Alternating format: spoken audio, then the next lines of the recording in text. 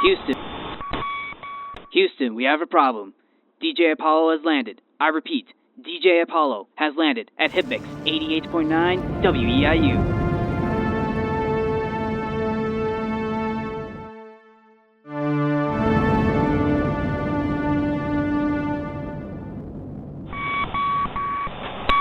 Welcome to the Tales of Music and Film podcast. I'm DJ Apollo, and thank you for listening to this episode. Now, this one I'm particularly excited for. I know I say that every time. It's just like, hey, I love doing this, man. I love doing podcast recordings.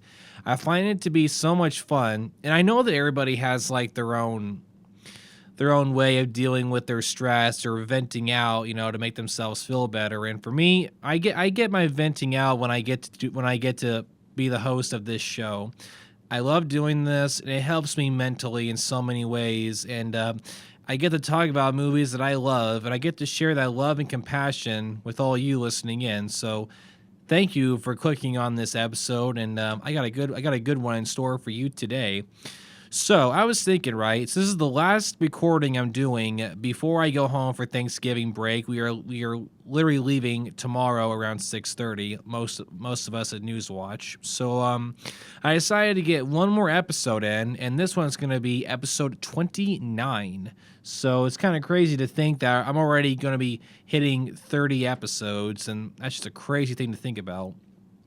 And I decided that I am going to do another space movie, because I know I announced back on the Apollo 13 recording that I was going to try to do more space movies, because as many of you may not know, the 50th anniversary of the last moon landing, Apollo 17, it's going to be 50 years old, literally by next month. So for the rest of November and December, I'm going to try to get into more space movies, and I thought Apollo 13 was the perfect first recording for space films, and I thought the second best one to do is The Martian, because it's one of my new favorite movies of all time. I absolutely love this movie, and I actually watched it for the very first time just this last year.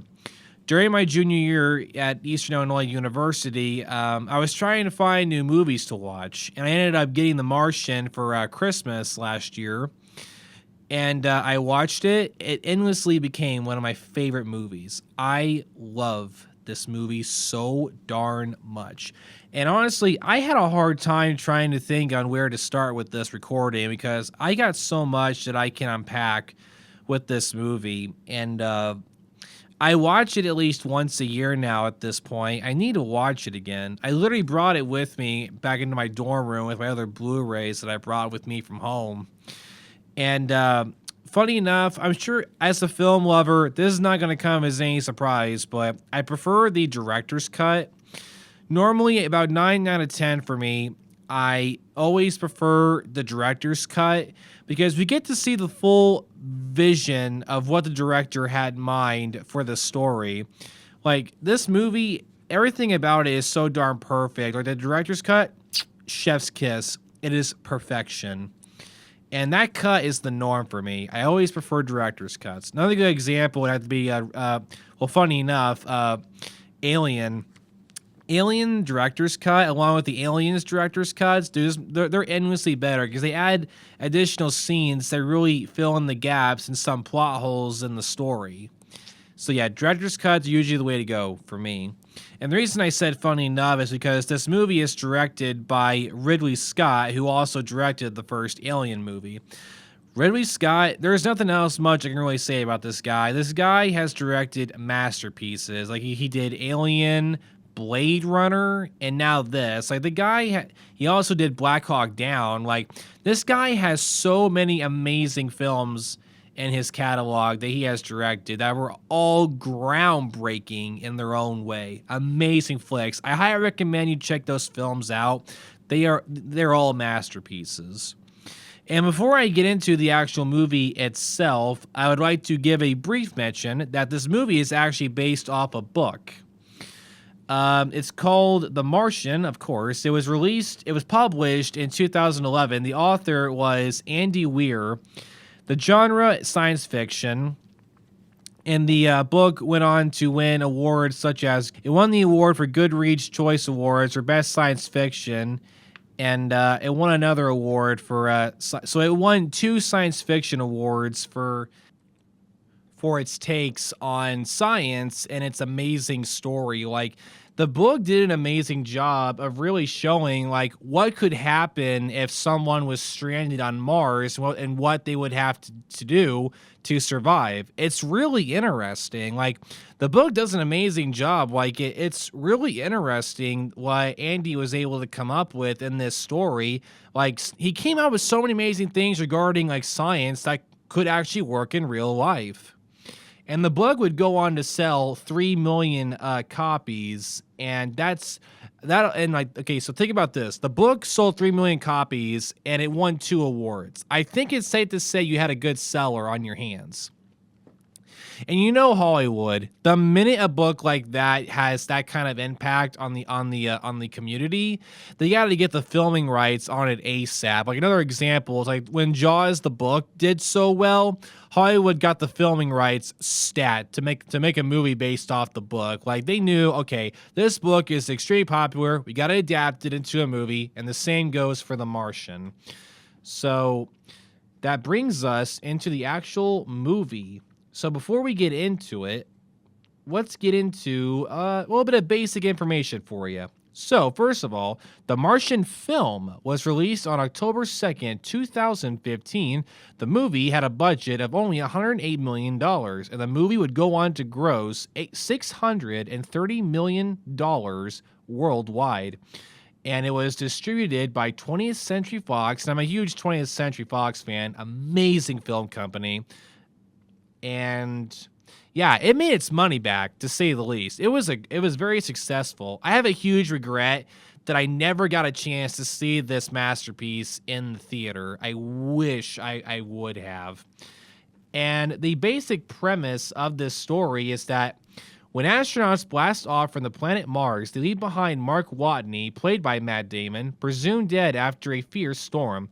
With only a meager amount of supplies, the stranded visitor must utilize his wits and spirit to find a way to survive on the hostile planet. Meanwhile, back on Earth, members of NASA and a team of international scientists work tirelessly to bring him home, while his crewmates hatch their own plan for a daring rescue mission. And that's the basic plot. An astronaut gets left behind on Mars when a giant storm hits their small base they had set up on Mars, and the crew has to evacuate on their rocket and fly back into Mars orbit and reattach with their ship.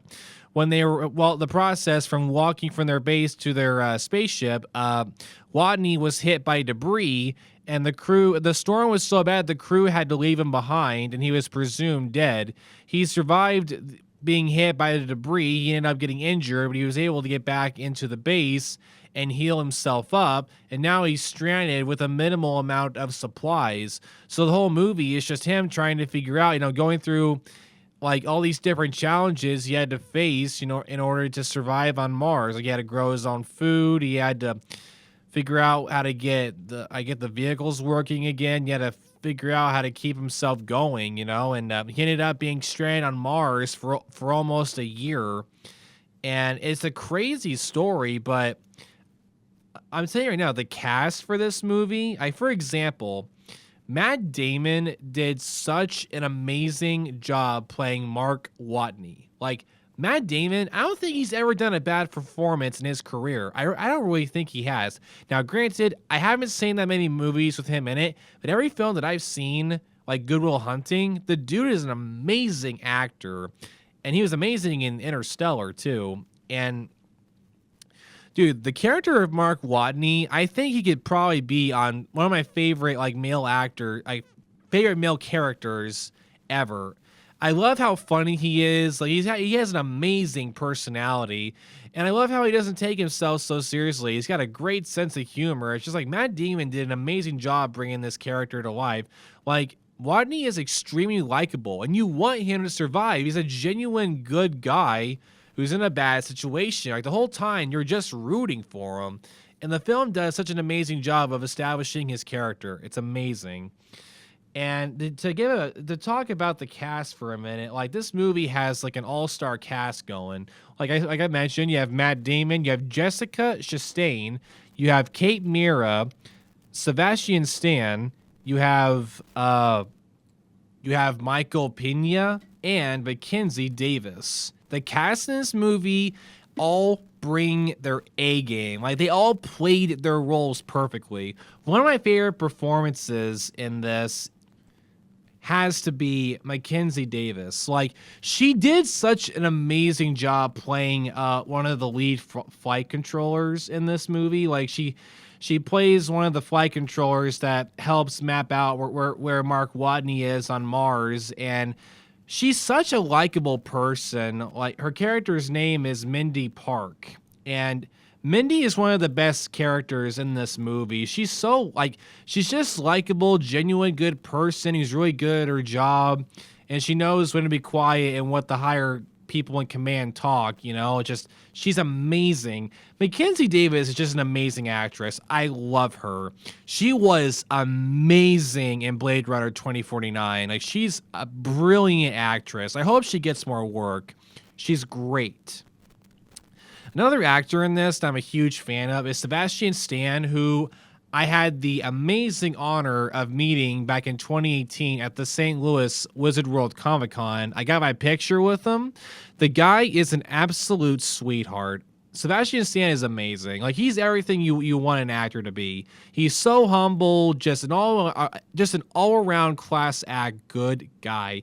He's been in so many big things right now. Like for example, like he's playing the Motley Crue drummer in the movie Pam and Tommy, and he was in Falcon and Winter Soldier, Captain America, Winter Soldier. He has a new film that just came out called Fresh. Like, man, he's been in all kinds of big movies right now. So I feel so honored that I got a chance to meet him. Like, he's a great actor and most importantly, an amazing human being.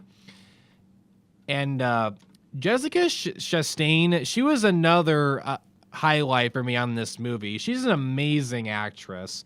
And I think it's so funny to me that she was also in Interstellar. I just think it's so funny that her and Matt Damon were both in Interstellar. Interstellar, part of me feels like it's like an alternate reality movie to The Martian, because when you have the same actors from that and this, they're both space astronaut movies. So it's kind of funny to me. But, just an amazing coincidence. So, yeah, the cast in this is perfection. Everybody did an amazing job with their characters, and I could not imagine anybody else playing them.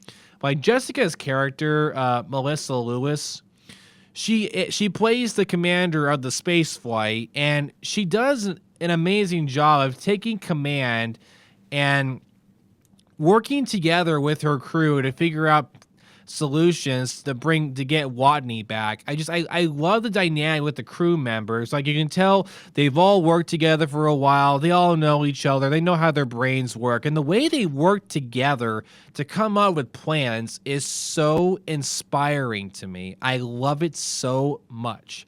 The best parts of this movie are the characters interacting with one another because they're so just well written. I love it so much. I could go on about this forever. I got to catch myself here. Like, okay, Chris, we got other topics to discuss. So the story itself, man, like some of my favorite scenes, like it's just Mark Watney in the base. Like, I got to tell you, man, my favorite scene in this is when he figures out a plan on how to grow his own tomatoes, how to grow potatoes. So he's looking through all the food lockers, and he finds out one of the crew members left behind a bag of brand new potatoes. So he comes in with the idea of bringing in all kinds of Mars dirt into the base in one of the rooms, and he turns it into a field. He digs tiny little trenches, and he plants the potatoes in each row, and he has to come up with a way to make moisture inside of it. So he comes up with this little fire thing that makes condensation fall. So he had to make a lot of water, and dude, the science behind this is so cool. just watching Wadney come up with all these different scientific ways to make rain, to make the crops grow so he can grow his own food, so he has an endless supply of food. It's so inspiring to see. Like, one of my favorite scenes in this is when he's contemplating his situation. He just goes, I am not going to die here. I'm not going to let that happen. It's so inspiring. It's like, no, I am in a very bad spot, but I can get through this. I'm going to work through each problem till I can go home. It's so inspiring. Like, this is like Apollo 13, where it's like the astronaut finds himself in the worst situation imaginable, but he doesn't freak out ever. Never loses his cool. Not really. He stays calm. He thinks about the situation he's in. And then he just thinks of solutions and answers to get through each problem as they come along.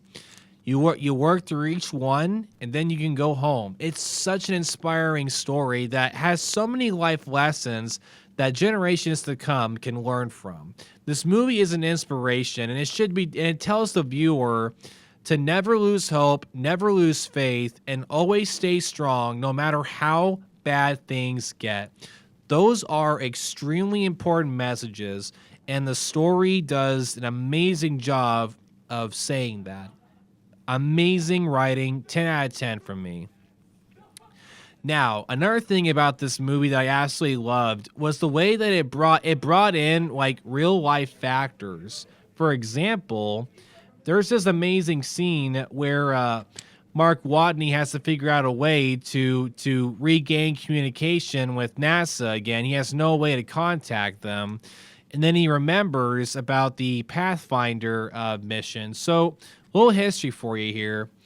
Pathfinder was a Mars rover. It was a robot spacecraft that landed on Mars in 1997. It launched on December 4th, 1996 at around 12:59 a.m. And it cost around $175 million to build the vehicle, and it's been on Mars's surface ever since. Like Watney remembers the calculations of where it landed, and he goes and finds it, digs it up, and drags it back, and he's able to power her back up again, and he's able to reestablish communication by using the old late 90s film camera that's attached to it. And NASA was able to send him data through that camera to have him hack his rover vehicle database so that they're able to send him computer messages again. And it's such an inspiring thing to see that they were able to implement that real life mission into this movie. Like, I just thought that was so cool. Like, it kind of reminds me of, like, you know, we're going to use a piece of technology from the past that's going to help this character with the present. It's so cool. It's like, to get help, you got to look at the past. I love that little thing they did there with the story. It was nice little bit there. Now, another thing I gotta discuss with this movie are the visuals. I cannot express enough. The visuals in this movie is like Arrival. Every scene in this movie can be a painting on a wall in a building somewhere. The visual shots of Mark driving the rover through the mountains of Mars, just the visual effects in this they are Academy Award worthy. They're perfect. Some of my favorite shots in this are just Watney driving his rover, testing it out, seeing how far he can drive the vehicle, and you get these long distance shots of the mountains with like storms going on in the background with the dust kind of stirring up. It looks so breathtaking, and I just want to know like how long it took the visual teams to make those effects. It is beautiful, and I love the shot. Like, one of my favorite shots in this is Watney's inside the base trying to think of some plans, and we get this beautiful shot, this extremely long distance shot of the base. It's literally like this tiny little dot on the Mars surface in the middle of this giant storm, and it was beautiful. Like, I just wanted to take that shot and frame it on my wall somewhere. It was a beautiful shot, and the effects of the of the space vehicle his crew uses to go back and forth between Mars and Earth, the visuals for that are amazing too. And I love how authentic the spacesuits look. And they use real life mechanics in this too, like the way they all suit up and everything. Just that's how they would suit up in real life. And I love the way they climb around the vehicle when they're outside in their suits. They have the handrails they hold on to jump from place to place. The way they implement all the real life things that astronauts have to do into this movie, like I think this movie is as close to the real thing as you could possibly get for the most part. And the sad reality is the only real thing in this movie that's unfortunately purely fiction is that NASA is fully funded and that the guys in command are actually listening to the scientists. Because unfortunately in real life, NASA has always struggled with budget. And the high guys in command never listen to the scientists. And you want to know, a prime example of that happening was when the high guys in command did not listen to the mission controllers when they were telling them that it was too cold that day to launch the Challenger shuttle. And they didn't listen to them because they had a schedule to keep. And look what happened. They gambled with human life and they lost. Big time. You do not gamble with human life. You listen to the scientists, and when they're telling you it's not a good idea to land or not a good idea to launch that day, you listen to them. And unfortunately, that was the most unrealistic thing about this movie is that NASA had so much funding, they had these big projects going on, and that the scientists were actually being taken seriously. And unfortunately, in real life, that's not always the case, unfortunately. But yeah, and also, man, the ending to this movie is so inspiring to me. The way, like, when Jessica's character has to attach herself to this very long tether, and she starts going out into space after Mark, and she can't reach him. So Mark, in order to get out of his capsule and get to the space vehicle, he has to puncture the glove in his spacesuit, right? And he has to fly towards her like in the words of Mark Watney, I get to fly around like Iron Man, right? So he has to fly towards her with the oxygen leaving his glove, and she just barely grabs him, and it's so inspiring to me. I love that scene so much. She's so relieved that she saved her crewmate because for a while she thought that he was dead. And she left him in her mind, she left him behind. So the fact that she was the one who volunteered to go out there and get him just shows you how much she cares about her crew members. Man, I'm telling you, one of my favorite moments when she grabs them and the two of them are looking at one another. She just has this huge grin on her face, and Mark is just trying so hard not to break down because you got to keep in mind, this guy was trapped on Mars for at least almost a year, and he's never heard another human voice until that moment. And when he's talking to Jessica's character, it's so emotional. And I love Mark. The first thing Mark Watney says to her is that you have terrible taste in music. And the reason he says this is because she left behind her rap and disco music, and it was the only music that Watney could find to listen to while he was on Mars, and he hates disco music with a burning passion. So I feel like he was just waiting to tell her that after all this time, and that whole scene was just hilarious.